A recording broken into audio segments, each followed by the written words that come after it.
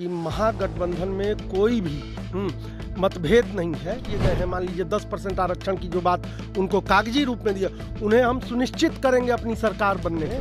हम ये कहाँ कह रहे हैं कि तेजस्वी जी मुख्यमंत्री के चेहरा नहीं होंगे।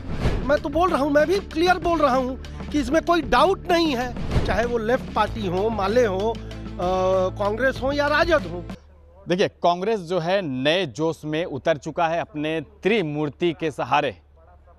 कांग्रेस विधायक संतोष मिश्र से जब हमने सवाल किया, क्या एनडीए जो कह रही है कि महागठबंधन में खटास है, दूरी है, टूट है, क्या ये सच में है? उनका कहना कि नहीं। देखिए, हम लोग एकजुट हैं, एक साथ हैं, और जो कहा जा रहा था कि तेजस्वी यादव के चेहरे पर लड़ेंगे, तो वो भी साफ करते हुए नजर आ रहे हैं। लेकिन सबसे बड़ी बात है कि जिस तरह से लोकसभा चुनाव में लालू प्रसाद यादव ने सीटों को लेकर एक अलग सा पैमाना निकाला था, जो दे रहे हैं उसको रखो, क्या इस बार भी कांग्रेस पार्टी उन्हीं के सहारे, उन्हीं के मुताबिक जो है सीट स्वीकार करेंगे? क्या कुछ कह रहे हैं, पहले कांग्रेस विधायक उनकी बातों को सुने। हमारी कुछ यात्राएं आप देख रहे होंगे चल रही हैं।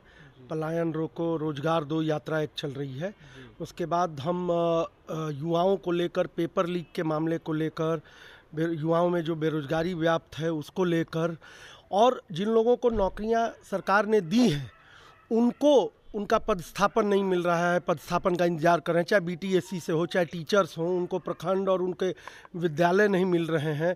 तो बहुत सारी ऐसी बात हैं, खास तौर से जो रोजगार को लेकर है, और पलायन, ये दो चीज़ पे हम फोकस कर रहे हैं सबसे ज़्यादा अभी तो। सर, कन्हैया कुमार एक्टिव दिख रहे हैं, उधर से कृष्णा अल्लावरू का तीखा बयान सब आ रहा है, सीधा स्पष्ट रूप से साफ दिखाई दे रहा है कांग्रेस की मजबूती बिहार में। कांग्रेस की मजबूती की महागठबंधन की मजबूती? नहीं, महागठबंधन मजबूत होगा, और इसके बारे में इस पर अभी मेरे बयान से यहाँ से मैं इस पर एकदम विराम लगाना चाहता हूँ कि महागठबंधन में कोई भी मतभेद नहीं है।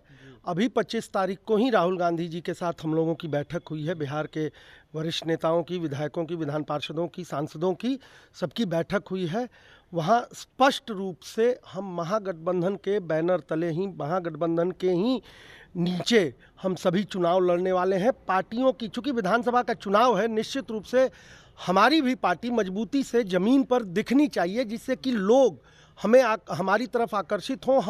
हम उन सभी मुद्दों को कवर करना चाहते हैं जो कि केंद्र और राज्य की सरकार, चाहे वो किसी का हो, चाहे वो पिछड़ों का हो, दलितों का हो और सवर्णों का हो, सवर्णों के भी मुद्दे पर जो कागजी कार्य किए गए हैं, मान लीजिए 10% आरक्षण की जो बात उनको कागजी रूप में दिया, उन्हें हम सुनिश्चित करेंगे अपनी सरकार बनने के बाद। तो अगर सर महागठबंधन में कोई मतभेद नहीं है, तो साफ तौर पर महागठबंधन का चेहरा, मुख्यमंत्री का चेहरा तेजस्वी जी को स्वीकार क्यों नहीं कर रहे? नहीं, वो देखिए, एक बात है, ये एक रणनीति के रूप में हम ये कहाँ कह रहे हैं कि तेजस्वी जी मुख्यमंत्री के चेहरा नहीं होंगे, लेकिन उसका एक प्लेटफॉर्म होता है। अभी उसकी कार्रवाई शुरू हुई है, एक आध महीने में आपको पता चल जाएगा। हमारे वो निर्णय चूंकि हाईकमान के स्तर पे होता है, दोनों दलों के हाईकमान के स्तर पे होता है, तो एक मतलब जो औपचारिक घोषणा, ऑफिशियल जो अनाउंसमेंट है, वो स्वाभाविक है कि जब दोनों पांचों दल बैठेंगे तो उसमें होगी। आप सस्पेंस डाल रहे हैं, वही नहीं सर, क्लियर कर रहे हैं। मैं तो बोल रहा हूँ, मैं भी क्लियर बोल रहा हूँ कि इसमें कोई डाउट नहीं है, लेकिन औपचारिक घोषणा, ऑफिशियली अनाउंसमेंट, जब महागठबंधन के घटक दल जो हैं, पांचों दल, चाहे वो लेफ्ट पार्टी हो, माले हो, कांग्रेस हो या राजद हो, तो एक औपचारिक घोषणा, उसकी जब एक आला कमान की बैठक होगी, एक भाई बैठक तो होनी तय है, चूँकि हम एक कोऑर्डिनेटेड वे में, एक कोऑर्डिनेशन कमेटी भी, मैं आपको पहले बता देता हूँ, महागठबंधन की जल्द ही 10 दिनों के अंदर, 15 दिनों के अंदर में आप देखेंगे एक कोऑर्डिनेशन कमेटी बनेगी जो विधानसभा वार कार्य करेगी। सारे कार्यकर्ताओं को मिलाकर हम उनके विचार के अनुरूप हमारा मैनिफेस्टो हो, हमारी कार्य प्रणाली हो, कैसे हमें चुनाव में जाना है, उस कोऑर्डिनेशन कमेटी के, सभी दलों की कोऑर्डिनेशन कमेटी के अनुरूप चलेंगे और निर्विवाद रूप रूप से, मैं अंतिम बात कह देना चाहता हूं कि तेजस्वी महागठबंधन के नेता हैं निर्विवाद रूप से। एक आखिरी सर, सवाल एनडीए रहेगा का सर बैठक कल कि दिल्ली में हुआ है। बिहार के जो भी नेता थे सब दिल्ली में कल बैठक किए हैं। कितनी बड़ी चुनौती देखते हैं?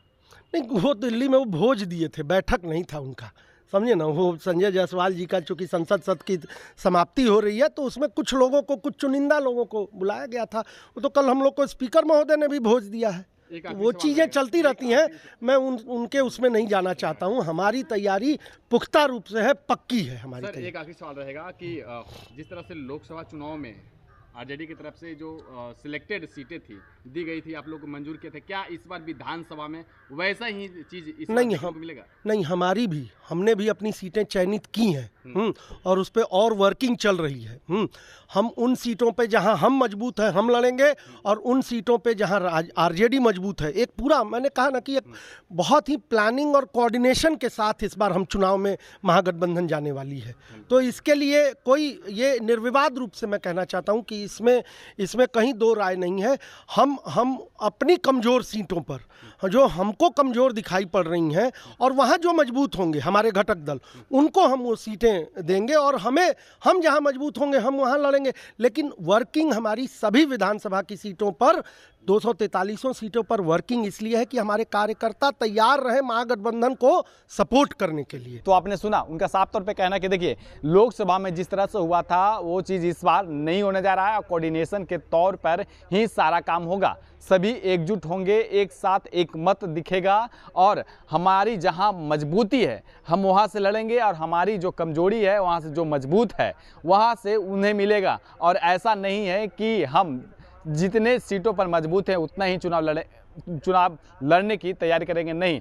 243 सीटों पर हमारी चुनाव लड़ने की तैयारी रहेगी और महागठबंधन जो है 2025 में अपना परचम लहराकर जो महागठबंधन की सरकार बनाएगी। फिलहाल इस खबर में इतना ही। देखते रहेंगे, धन्यवाद।